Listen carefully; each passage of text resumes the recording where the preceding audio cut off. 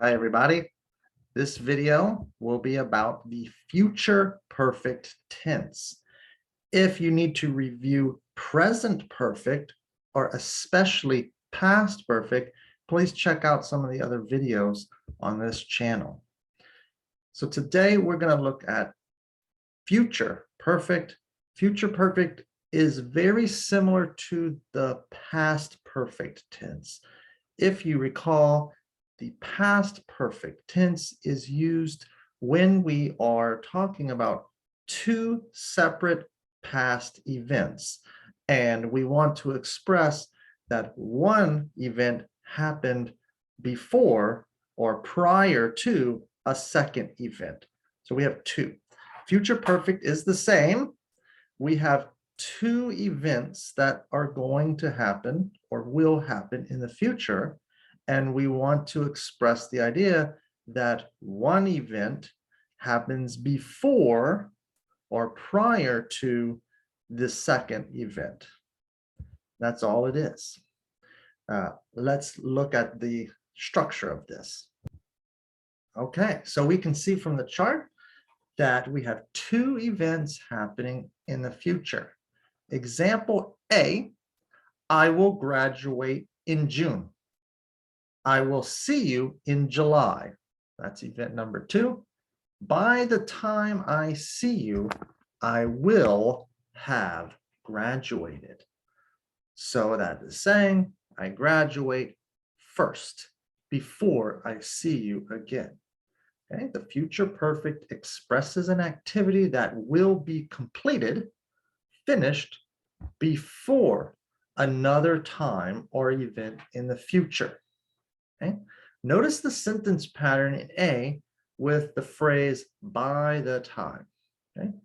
So the adverb clause starts with the phrase by the time, and then we have simple present, by the time I see you. The main clause will be in the future perfect, will have plus past participle, will have graduated. We also can use future perfect with progressive, just like we have a present perfect progressive or past perfect progressive. You can use that ing form of the verb, the progressive or continuous form of the verb. In example B, I will go to bed at 10 p.m. Ed will get home at midnight. So that's after. At midnight, I will be sleeping. I will have been sleeping for 2 hours by the time Ed gets home. So we are talking about this future time, the time Ed gets home, which is midnight. And I want to express the idea that at midnight, at that time that he gets home, I have been continuously sleeping for 2 hours. I started sleeping 2 hours before, and I have been sleeping for 2 hours.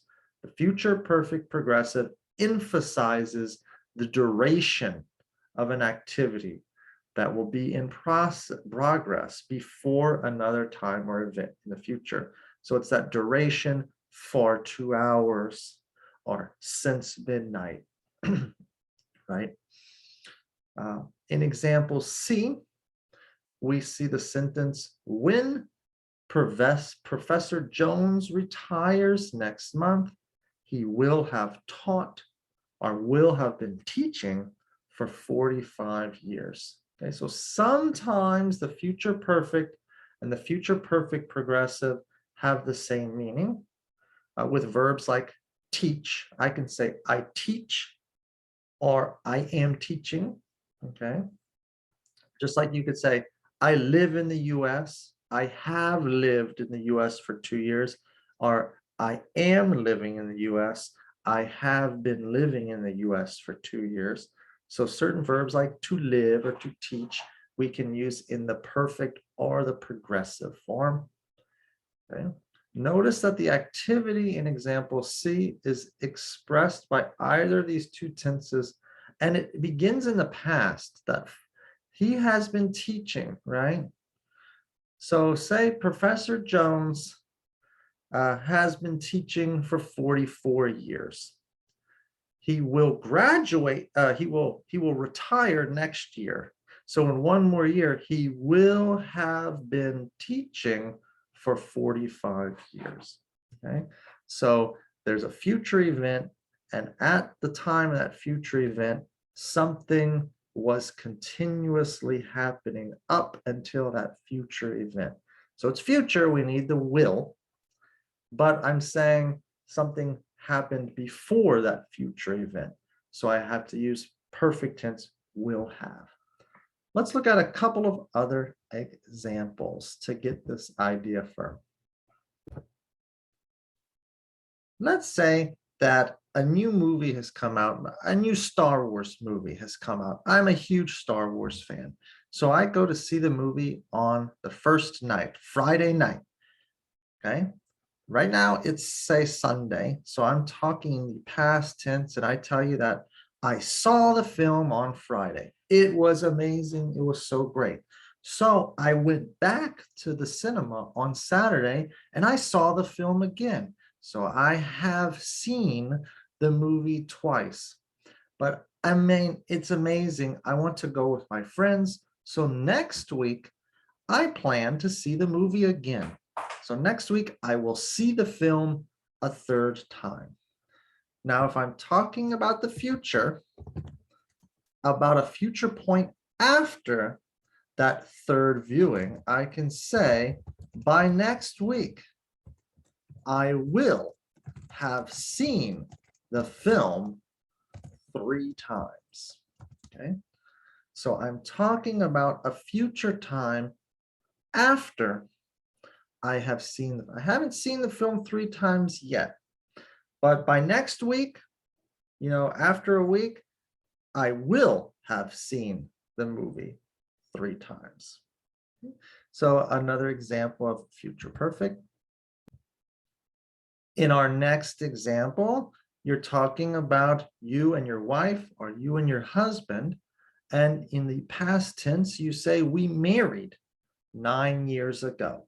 That's past simple, or we got married 9 years ago. So presently, today, we have been married for 9 years. We use the present perfect to express that duration of time. How long have we been married?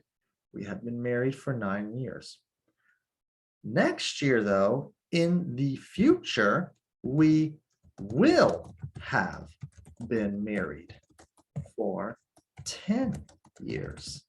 So again, we can use the present, the future perfect, to talk about a future time. And at that future time, what will that situation be? If we're talking about being married next year, how long will you have been married? Okay, so we need the future perfect there. Let's do a few exercises to make sure that we've got it in our heads. Okay, let's do the first example together, and then you can try the next few on your own. Okay, we have a list of verbs here in the box. We need to fill in the blank with the future perfect. So in number 1, next October 20th. So in the future, next October 20th, my grandparents married for 50 years. Okay, so next October 20th will be their 50-year anniversary. They haven't been married 50 years yet, right? But soon, next October, the family is planning a celebration in their honor. Okay, so we have plans for the future. We would say probably be married. Okay, it's the future, so we have will. And again, it's something that hasn't happened yet. Will have been married for 50 years. Okay, we're describing that duration of 50 years, so we need that perfect tense there. Okay, try the next few on your own using those verbs from the box above. Pause the video, try it out, and then we'll look at your answers. Good luck.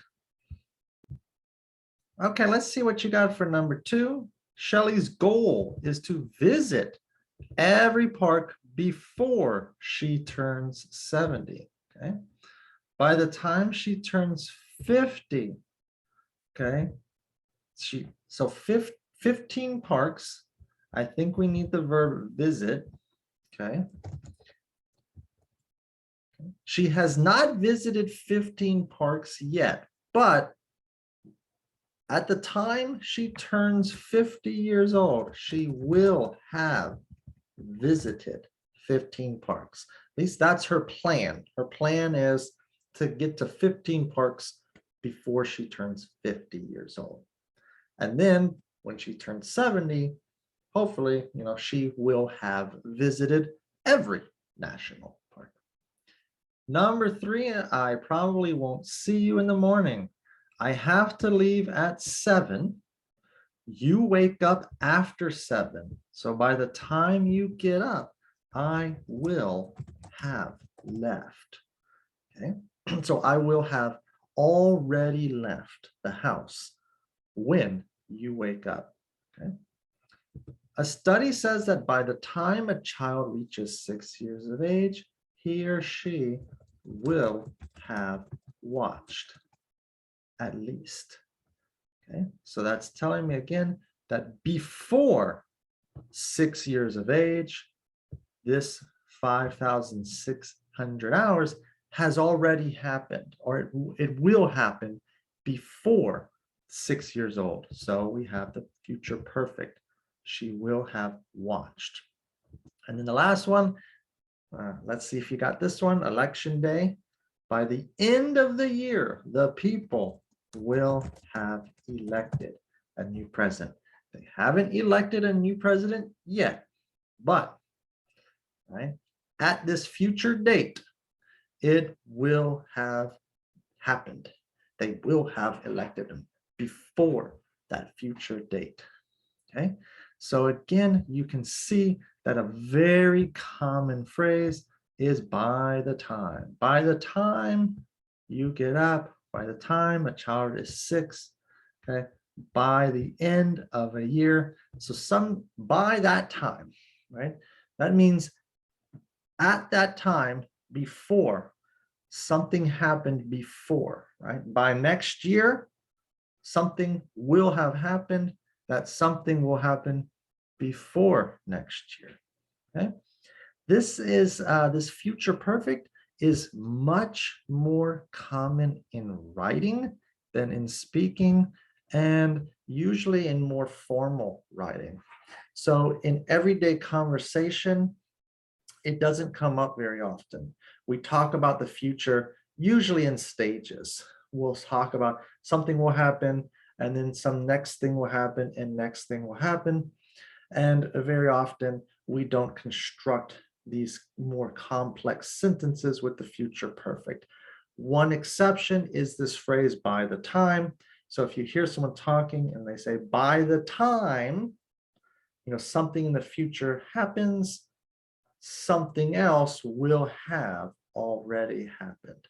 So 2 events in the future, nothing's happened yet. We're still talking about the future, but we're just saying that one event will have happened and be finished before a second event. If you have any questions, leave them in the comments, and good luck with your English studies. Thanks for watching.